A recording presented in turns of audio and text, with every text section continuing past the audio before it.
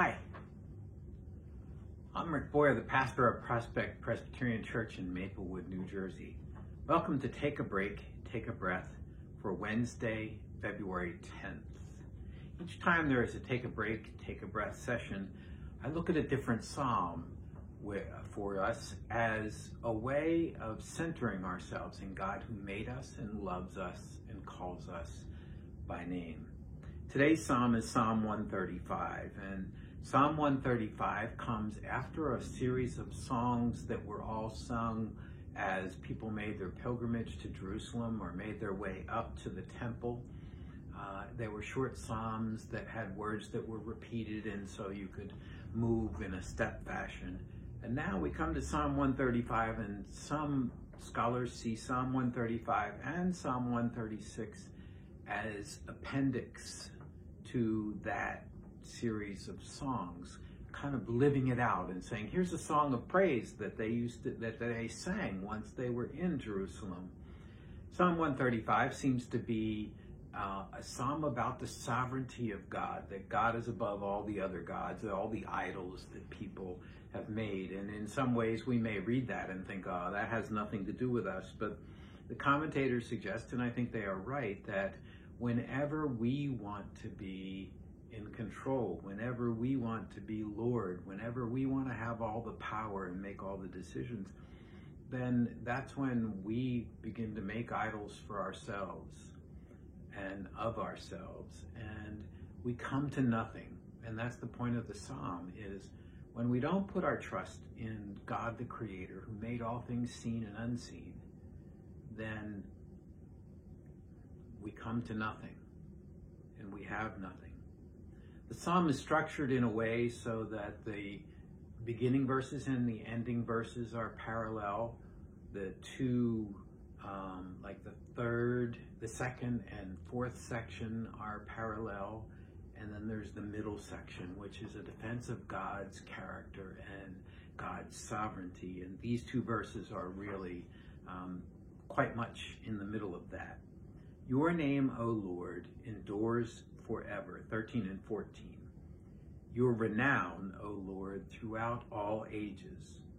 For the Lord will vindicate God's people and have compassion on God's servants. So if you haven't already done so, I invite you to go to a quiet place in your house and close the door if the room has a door, and settle into the chair and take a deep breath. And as you breathe in the breath of God. And as you breathe out all that separates you from God. As you breathe in the breath of life. And as you breathe out all that does not give you life. And close your eyes and continue to breathe deeply. And as you breathe in God's peace. And as you breathe out all that does not give you peace.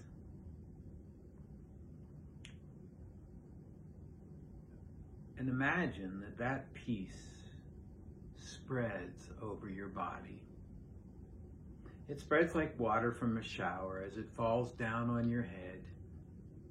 And as it hits the different parts of your body, it calms them and relaxes them, so that as it falls on your head, your mind is put at ease, and all of the things that have been racing and all the to-do lists are set aside. And as it falls on your face, it relaxes the muscles in your face and maybe even causes you to smile a bit. And it falls on your neck, and all of the tensions that are in your neck and all those knots are released. And as that peace falls on your shoulders and your arms and your hands, you know that those places in your body are relaxing. Your hands open up and maybe even turn palms up. And as it moves down your back, this peace relaxes the muscles in your back. As it moves down over your chest, your breathing continues deep and steady, and your heart rate slows to a resting pace. And as it moves down over your stomach, the jitters in your stomach relax.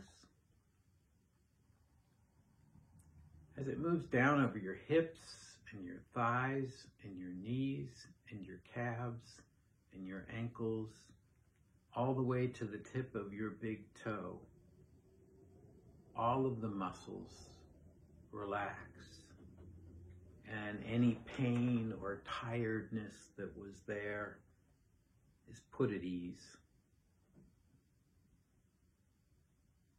You are completely immersed in the presence and peace of God, the Spirit of God who breathes life into you, Jesus the Christ, who loves you and forgives you.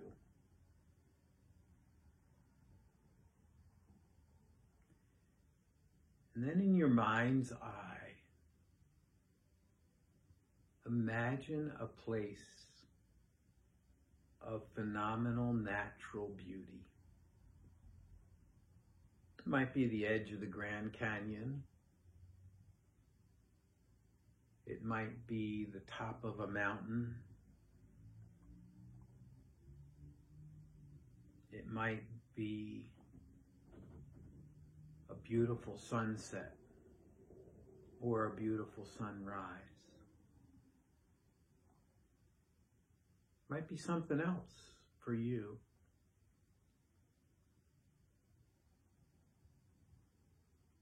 You're by yourself as you take in this beauty and grandeur.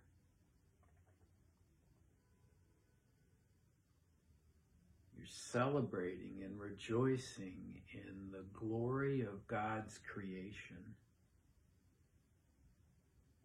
in the glory of all that God is.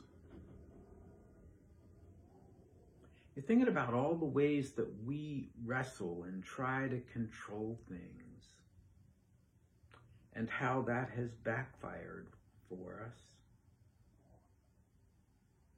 It hasn't worked when we try to take over.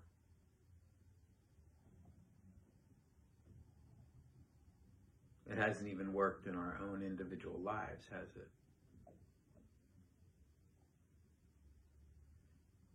And then you hear a noise behind you and you turn a bit startled and notice there is someone there. And that someone smiles at you. And when you look into that person's eyes, you know immediately that it is God coming to you.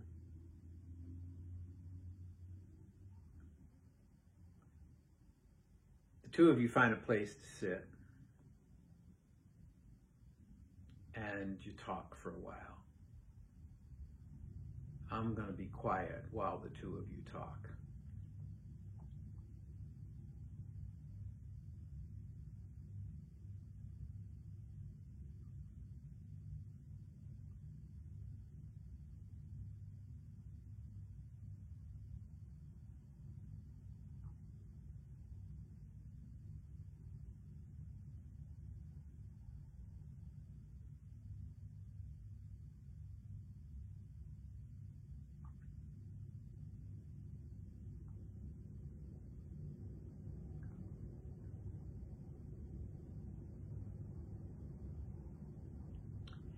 And then the time comes for the conversation to end, and the two of you say goodbye in whatever way is appropriate.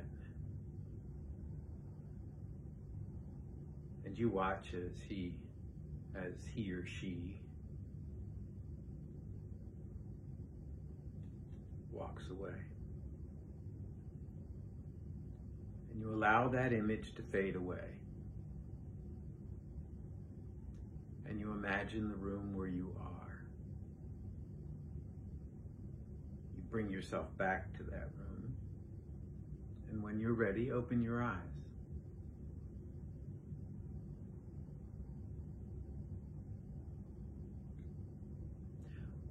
That's Take a Break, Take a Breath for Wednesday, February 10th.